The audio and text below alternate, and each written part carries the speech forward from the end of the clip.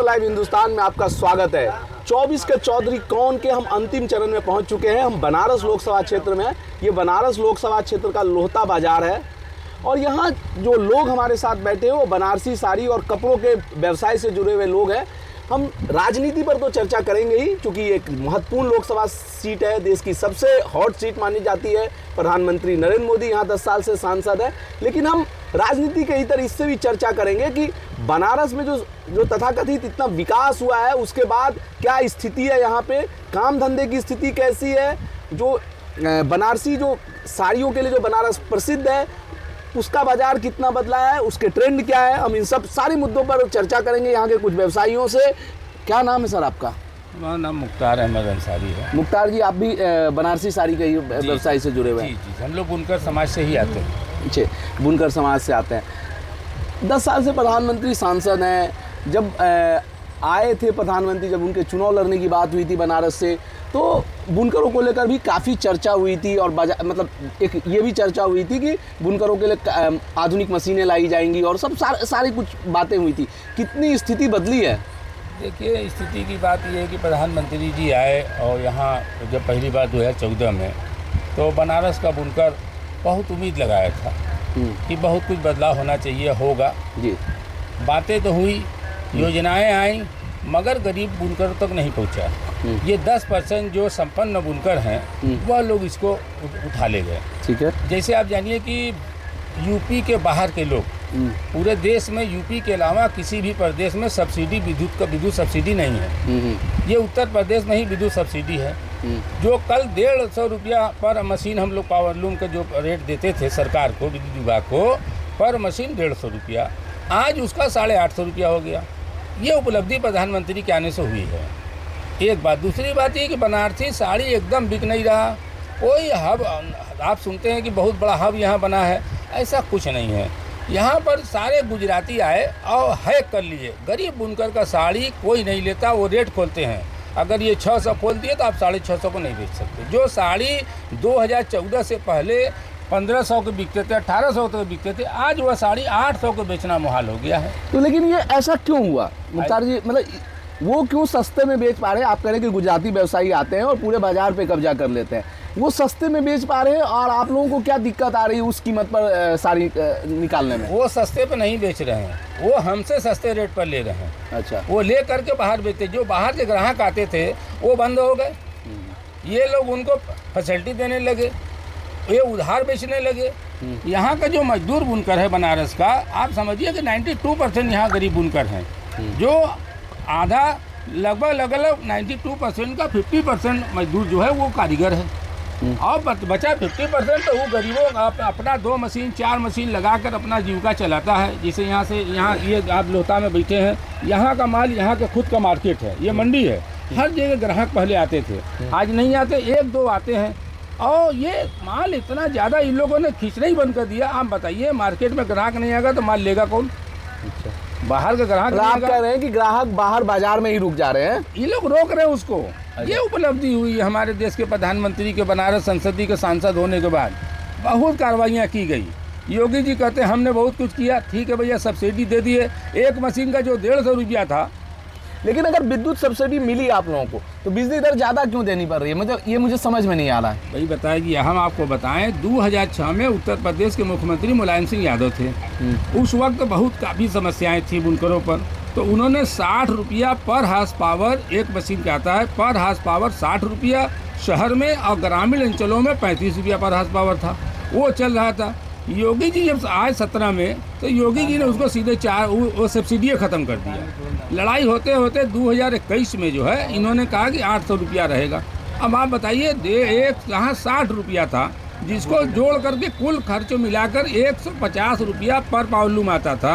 आज वो 850 रुपया पावरलूम आ रहा। एक तो मंडी नहीं, ऊपर से आप विद्युत सब्सिडी बढ़ा दिए। बताइए, गरीब बुनकर जाए तो कहाँ जाए? ये कुटीर उद्योग है ना। अच्छा, आप कह रहे हैं कि कुछ लोग आते हैं जो जिनका नेटवर्क है, जिनके पास बाजार है, जिनके पास संसाधन है, वो आते हैं और आप लोग जो परंपरागत तरीके से व्यवसाय कर रहे थे उन पर हावी हो जाते हैं। जी। अब देखिए, बड़े बुनकर जो बॉम्बे से आए, जो गुजरात से आए, ये चाइनीज मशीन लाए, जिसको रैपियर मशीन बोलते हैं। ये 8 लाख 12 लाख का मशीन लाए अब ये बताइए गरीब बुनकर के बाद 12 लाख कहाँ से आएगा? वो तो टूटा फूटा मशीन जुटा करके लोहा लक्कड़ करके अपने परिवार का जीविका चला रहा है। वो ऐसे जी रहा। वो 12 लाख का मशीन 18 लाख का मशीन लिया है, एक दिन में 8-8 साड़ी बना देगा, तो गरीब बुनकर दिन भर में एक साड़ी पूरे परिवार को लेकर बनाएगा, तो ये जिंदा कहाँ रहेगा? ये हुई है बनारसी साड़ियों के साथ, बनारसी बुनकरों के साथ। यही हाल आप जाकर वहाँ मेरठ में देख लीजिए, यही आप मऊ में देखेंगे, यही मुआयमा में आप जाकर देखेंगे। तो जो बनारस की पहचान बनारसी साड़ी थी, बहुत उम्मीद हम लोग लगाए थे, कभी बड़े स्तर पर इस पर कोई बात नहीं हुई। और नरेंद्र मोदी जी के जो यहाँ लोग हैं, वही लोग इसके बिचौलिया हैं। वो तो चाहते हैं, बहुत बात बयान सुना गया, हम लोग तो उनसे मिल नहीं सकते, हम लोग की इतनी पकड़ है नहीं कि प्रधानमंत्री से वार्ता हो। तो प्रधानमंत्री जी इतनी बार बनारस आए होंगे जब से प्रधान यहाँ के सांसद हुए, मगर एक बार भी बुनकरों को बुलाकर आमने सामने बात नहीं हुई कि आपकी समस्या क्या है। आप महिला सशक्तिकरण की बात करते हैं, 50% महिलाएं हमारे यहाँ भागीदार हैं बुनकरों के साथ में, ऐसा नहीं है। तो बुनकर के लिए क्या फैसिलिटी आप बताइए? उनको लोन नहीं देंगे तो लोन इतना ज़्यादा अधिक करेंगे कि आप गरीब कहाँ से जमा कर पाएगा लोन? अगर वो 2 लाख रुपया ले लिया तो वो आप उस पर 12% ब्याज लगा देंगे, तो वो गरीब बुनकर कहाँ से देगा? उनको ब्याज मुक्त आप लोन दें, 5 साल के जगह 7 साल छूट दें, तब तो वो अपना समाज। अच्छा, अभी छूट कितनी मिलती है? ब्याज पर छूट मिलती है? 12% छूट। कहाँ छूट होगा? तो साहब लोग को भी हो जाएगा 20%। अगर छूट होता है तो सारे एडीआई हैं, बुनकर विभाग हैं, तमाम बैंक वाले, इनका पेट कौन चलाएगा? ये पढ़े लिखे बुनकर है नहीं, ये कम पढ़े, मगर अब बुनकरों के बच्चे पढ़ रहे हैं। ये सोचिएगा, बुनकर अब एकदम लामबंद हो गया है। ये आह्वान सबका है, पूरे देश में चल रहा है। लगभग 20 सालों से हमारे बुनकर समाज में लोग पढ़ाई की तरफ बहुत ध्यान दिए हैं। आज हमारे जिस जगह बैठे हैं लोता क्षेत्र में, हमारे पास एक आंकड़ा है, 122 बच्चे जो बुनकर समाज से आते हैं, जिसमें समझिए कि कोई ऐसा 10-12 लड़के तो PhD हो गए, 2-3 लड़के इंजीनियर हो गए, समझ रहे हैं। और उसे अब BSc से MSc से इससे कम के लड़के अब इतना नहीं पढ़े। 122-23 लड़के हैं बुनकर समाज से आते हैं। अच्छा, ठीक है, ये तो हुई मतलब व्यवसाय की स्थिति। जो सत्ताधारी दल है यहाँ प्रदेश में और केंद्र में, उसको लेकर, चूँकि आप लोग, मुझे लग रहा है कि सब लोग मूल रूप से मुस्लिम समुदाय से ही हैं, करीब। तो हम ये समझना चाहते हैं कि बहुत बातें होती हैं, मीडिया में बातें होती हैं, एक चर्चा भी होती है, मुसलमानों की क्या स्थिति है इस सरकार में? क्या स्थिति रहेगी? कुछ लोग, भाई स्थिति क्या मतलब है, बुनकर को क्या मिल रहा है या मुस्लिम समाज को क्या मिल रहा है? नहीं, मैं एक आपके सिर्फ व्यवसाय से जोड़ के नहीं कह रहा हूँ। जैसे हम जब वेस्टर्न यूपी में थे तो वहाँ पे मुस्लिमों की तादाद बहुत अच्छी है, तो एक बात को लेकर जो उन लोगों ने तारीफ़ की कि पुलिस का, उस तरह से पुलिस अब बेवजह परेशान नहीं करती, थानों में हमको परेशानी नहीं होती है, थोड़ी सी सुरक्षा, अगर आप किसी तरह के गलत कार्य में लिप्त नहीं है तो थोड़ा सुरक्षा का भाव बढ़ा है। मैं उसी नज़रिए से आपसे समझना चाह रहा हूँ कि आप लोगों को कैसा फील होता है इसका? देखिए, हम लोग यहाँ के लोग, आज इलेक्शन है या सरकारें योगी जी की हैं, मोदी जी हैं केंद्र में, प्रदेश में हमारे योगी जी हैं, हम लोग को क्या दिक्कत है? कोई बात होती है, जो कल परंपरागत तरीके से काम होते थे वही आज भी है, तो उस पर क्या बदलाव किया जाए? आज तो बनारस कमिश्नरेट हो जाने से यही लोगों, आम आदमी के ऊपर 107-16 चलता है। एक हफ्ते के बाद पता लगा कि गुंडा एक्ट लगा दिया। तो कमिश्नरेट में क्या नियम है कि गुंडा एक्ट पुलिस थाना लगाएगी और सुनवाई कमिश्नर करेंगे। इस तरह की स्थिति है, कोई बात आप बेसी बोल नहीं सकते। भाजपा के चोला ओढ़ करके हमारे मोहल्लों में ज़बरदस्ती ज़मीनें कब्जा की जा रही है। हम अगर दरख्वास्त थाने पे देते हैं तो हमको बैठाया जाता है। हम आपको ऐसा उदाहरण दे देंगे, पूरे बनारस का दे देंगे, 20 कांड ऐसा है। हम RSS के हैं, अब प्रशासन मुसलमानों को नहीं सुनती है, ये हम आपको गारंटी से कह रहे हैं। आप कह रहे हैं कि बदलाव ये आया है कि प्रशासन अब मुसलमानों को नहीं सुनता है? एकदम इस सरकार में एकदम मतभेद कर दिया। लोग चाहते हैं कि मोदी जी को वोट दें, लोग मन बनाए थे, मगर अब की बारी चुनावी जो समीकरण चला, जिस तरह के योगी जी का बयान आया, मोदी जी का बयान आया, उस बयान से लोग बैकफुट पे हो गए। अच्छा, आप कह रहे चुनाव में हिंदू मुस्लिम हुआ, उसकी वजह से लोग थोड़ा पीछे अथी पे आ गए। ये बताइए। हाँ, नहीं ठीक है, कोई दिक्कत नहीं है, हम नहीं तो हालचाल बात कर लेंगे, क्या इसमें कोई दिक्कत नहीं है, कोई डरने की बात नहीं है। एक चीज़ बताइए कि मोदी योगी के शासन में मुसलमान अपने आप को कितना सुरक्षित महसूस करता है, अपनी स्थिति कहाँ पाता है? हम लोग यहाँ पर सुरक्षित क्या हम बताएं आपको, रात को हम लोग निकलते हैं, टोपी लगा के निकलने में भी डर लगता है। आप उससे अंदाज लगा लीजिए कि हम लोग कितने सुरक्षित हैं और कि नहीं सुरक्षित हैं। ठीक, लेकिन हम जब कल रात को निकल रहे थे तो कौन सा इलाका था? मदनिया, मदनपुरा। तो मदनपुरा में तो मुझे खूब लोग टोपी और अपने लिबास में, और पूरे रोड रात के 11 बजे था। उनका इलाका है ना, वो तो अपना इलाका है। आप चौक चले जाइए बिजनेस के लिए रात में। उनका इलाका मैं समझ नहीं पाया, उनका इलाका और मतलब मुस्लिम का इलाका। अच्छा, मुस्लिम मोहल्ला है। अगर आप चौक चले जाइए रात में, चौक से निकलने में, टोपी लगा के निकलने में डर लगता है। ऐसा क्यों? अरे हम बता रहे हैं। नहीं, मैं समझना चाह रहा हूँ, मैं अपने दर्शकों के लिए भी। भाई ने आपसे क्या कहा? कहा ना कि योगी और मोदी ने हम लोग के लिए क्या किया, बस। अच्छा, बहुत बात होती है कि हमने कानून व्यवस्था की स्थिति सुधारी, बिजली की स्थिति प्रदेश में सुधारी। क्या ये जमीन पर ऐसा कुछ आप लोगों को दिखता है? कोई नहीं, केवल वो ज्ञान दिए हैं, ध्यान नहीं दिया। ज्ञान दिए हैं, ध्यान नहीं दिए हैं। चलिए ठीक है। क्या नाम है सर आपका? नौशाद अहमद। नौशाद जी क्या करते हैं? छोटा मोटा काम है, व्यापार अपना साड़ी का। व्यापार है साड़ी का। कैसा चल रहा है व्यापार? अभी तो सही स्थिति में नहीं है। सही स्थिति में क्यों नहीं है? अब जैसे हम ज़्यादातर व्यवसायियों से बात करें तो बहुत सारे व्यवसायियों ने कहा कि कोविड में व्यवसाय की स्थिति थोड़ी सी गड़बड़ हुई थी, लेकिन अब धीरे धीरे पटरी पर आ गई है। देखिए, हम लोग जो बनाते हैं वेडिंग वाला हिसाब किताब है हम लोग का। बनारसी साड़ी 90% वेडिंग में काम आती है। ठीक है। तो वेडिंग अभी ख़त्म है, अभी सीजन ऑफ है।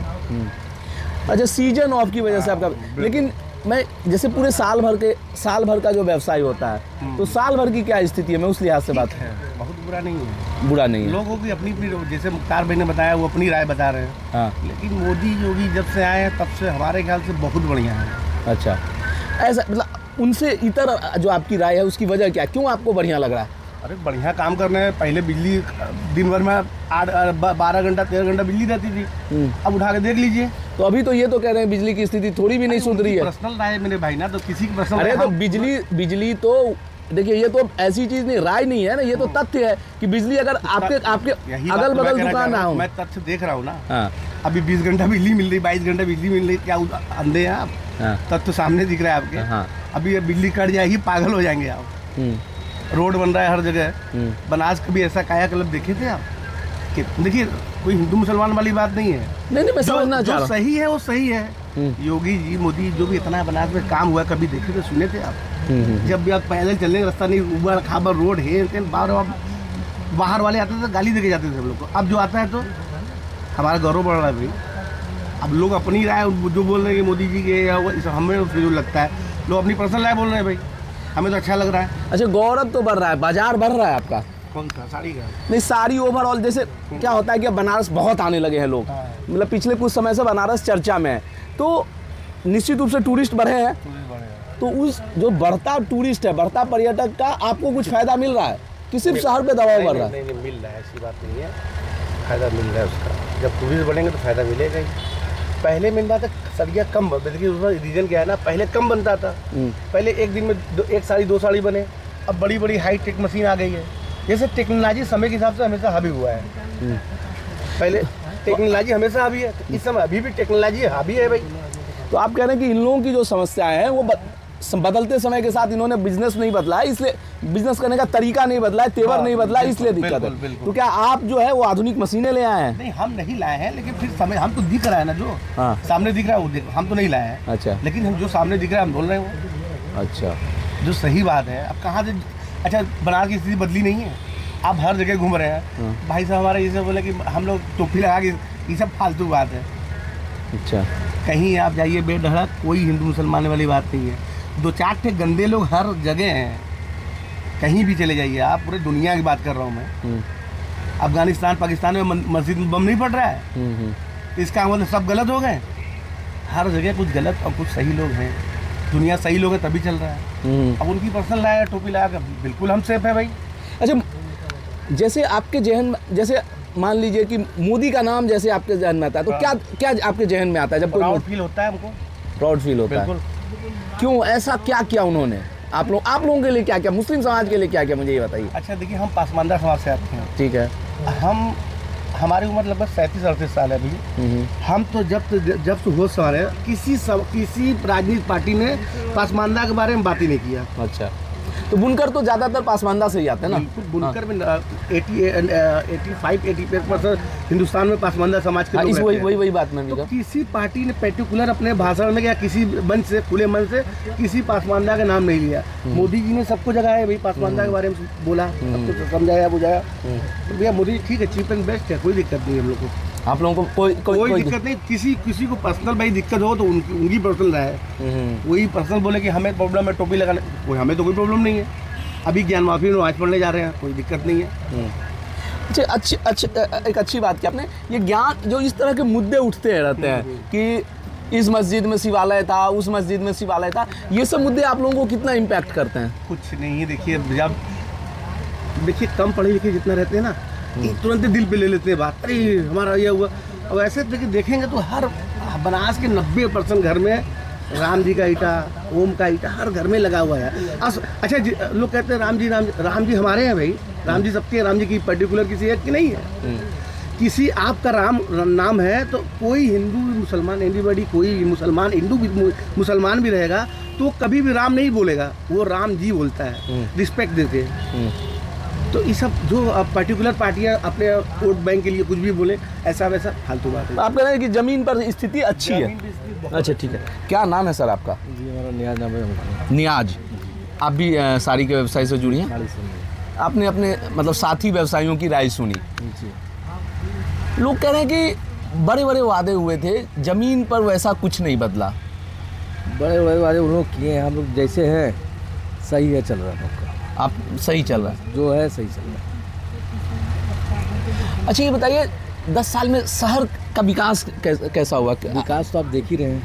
नहीं, एक विकास दिख रहा है। जैसे हम अभी कुछ लोगों से बात कर रहे थे तो उनको वो कह रहे थे कि हर जगह खुदा पड़ा है, हर जगह ये है, शहर का सांस्कृतिक स्वरूप बदल गया है। जब खोदेंगे नहीं तो विकास बनेगा कैसे? रोड खोदेंगे तभी बनेगा ना। अच्छा ये बताइए, एक बार हम बताएंगे आपको, ये लोता रोड जो था 50 साल से, मतलब जब कोई पेशेंट के ले जाए आप, कोई सब वो प्रेग्नेंट औरत के लेते जाए तो इतना दिक्कत होता था, खबर रोड पूरा।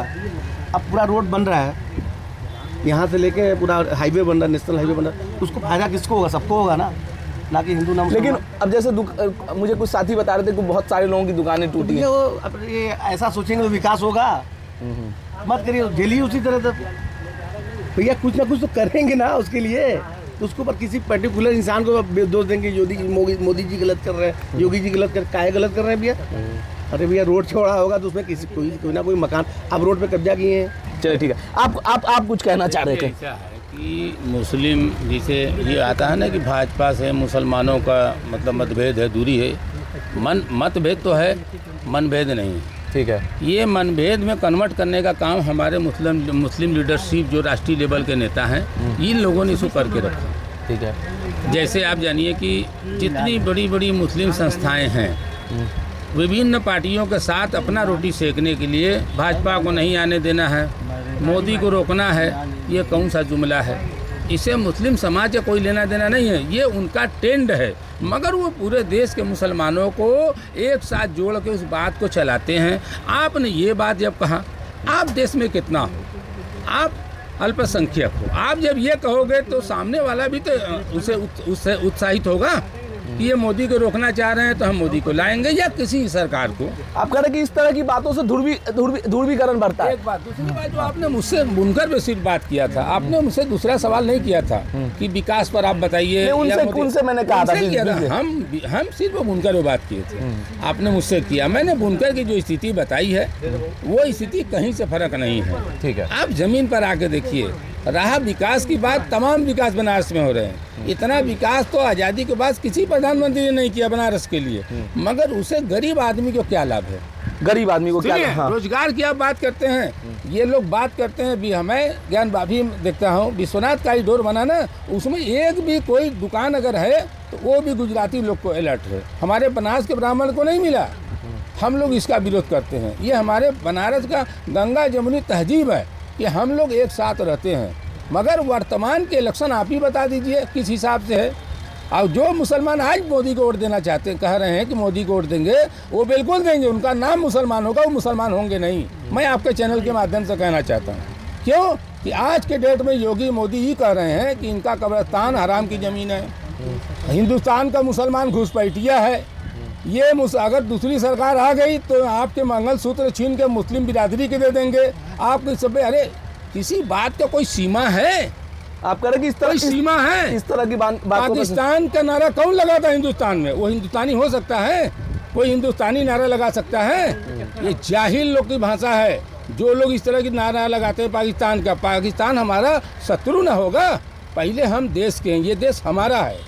ऐसा नहीं है कि मुस्लिम अगर देश पाकिस्तान है हम वहाँ चले गए तो हमको मलाई खिलाएगा। हिंदुस्तानी घुसपैठिया कह के मेरी जान ले लेगा।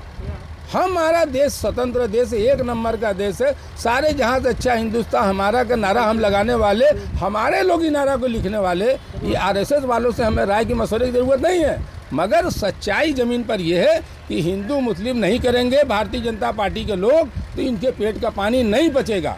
आप विकास किए, विकास पे वोट मांगो। जनता खुद चुनाव की बारी लड़ रही है, कोई कुछ नेता लोग नहीं कर रहा। अब मुस्लिम समाज के साथ वर्तमान समय में कोई भी इनके मसाइल, इनके मसले पर इनके साथ नहीं खड़ा है। भाजपा तो अलग खड़ा ही है, वो तो सब जानता है, मगर भाजपा ने ही तो प्रोग्राम लाया, यूसीसी लाए, CAA लाए। कौन पार्टी मुस्लिम समाज के साथ धरना दिया? कोई नहीं दिया। इसलिए मुस्लिम अकेला खड़ा है और इस इलेक्शन से दशा और दिशा तय हो जाएगा। जब प्रधानमंत्री मोदी जी पसमानदा की बात लाल किले से किए थे तो पूरे देश के पसमानदा मुसलमानों ने उनके यहाँ तालियां बजाकर स्वागत किया, मगर जब वही प्रधानमंत्री कलकत्ता के रैली में, मध्य प्रदेश के रैली में कहे कि 18 करोड़ हिंदुस्तान में मुसलमान घुसपैठिया हैं, तो आप बताइए कि किस नज़रिए से हम देखें? आपको बहुत अच्छा लगता है, आप इस बात को कहते हैं, तो फिर आपकी वह बात तो खोखली हो जाती है ना। घुसपैठियों वाली बात जो है ये सुप्रीम कोर्ट में कई सरकारों ने एफिडेविट में कहा है कि जो बांग्लादेश और अलग अलग जगहों से जो अमोद शर्मा बताइए, वो पूरा हमको नॉलेज है। हाँ। आप हमको उस बारे में मत बताइए, हम पूरा आपसे बतिया लेंगे। जितना डिबेट चाहेंगे कर लेंगे, मैं डिबेट करता हूँ टीवी बैठ के। वो तटवर्ती इलाकों का था। ठीक है, कोई चुनावी सुन लीजिए, कोई चुनावी मुद्दे में नहीं बयान दे रहता। चुनावी भाषण में क्यों आप कह रहे हैं 18 करोड़ हिंदुस्तानी बाहरी हैं?